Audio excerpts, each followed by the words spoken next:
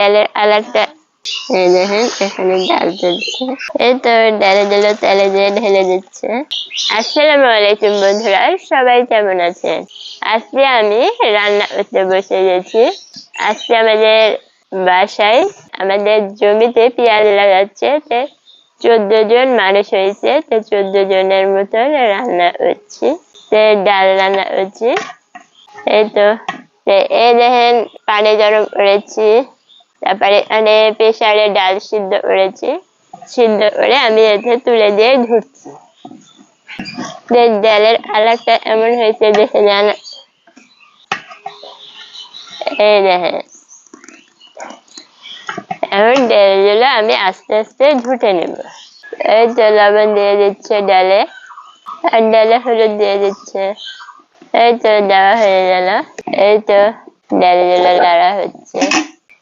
এই তো ডালের কালার চলে আসছে।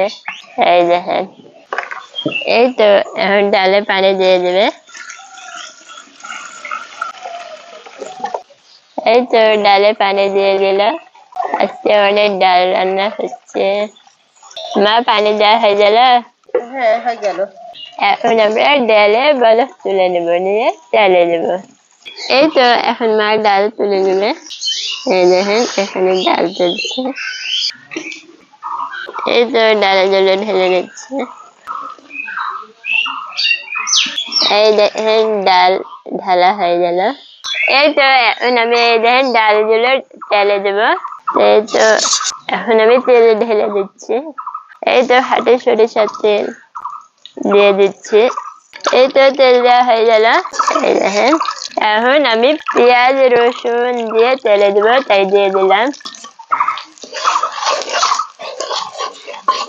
এখন পেঁয়াজ দিলে ভাজা ভাজা হয়। এই তো এখন আমি ডাল সম্বারে দিয়ে দেবো, দিয়ে দিলাম। এই দেখেন আমি জিরা দিয়ে দিচ্ছি। এখন আস্তে আস্তে লাল লাল করবো, তারপর দিয়ে দেবো ডাল। এখন আমি ঝুটনা দিয়ে আস্তে আস্তে ঝুটছি। এগুলো ভালো করে ঝুটে লাল লাল করে তখন ডালগুলো দিয়ে দিতে হবে। এই তো আস্তে আস্তে দেখেন কালারটা এমন হচ্ছে, দেখেন বাদামি বাদামি হচ্ছে। এই তো দেখেন কালারটা অনেক সুন্দর হয়ে গেছে। আর এই তো আমি ডাল দিয়ে দিলাম, এর ভিতর ঢেলে দেবো এখন। এই তো ডালে দিল, তেলে দিয়ে ঢেলে দিচ্ছে। তেলে দেওয়া হয়ে গেল ডাল। ডাল তো তেলে দেওয়া হয়ে যাচ্ছে। এখন ধনের গুঁড়া আর জিরার গুঁড়া দিয়ে দিচ্ছে। এই তো দেওয়া হয়ে গেল। এই তো এখন আমি ডালগুলো নামাই নেব।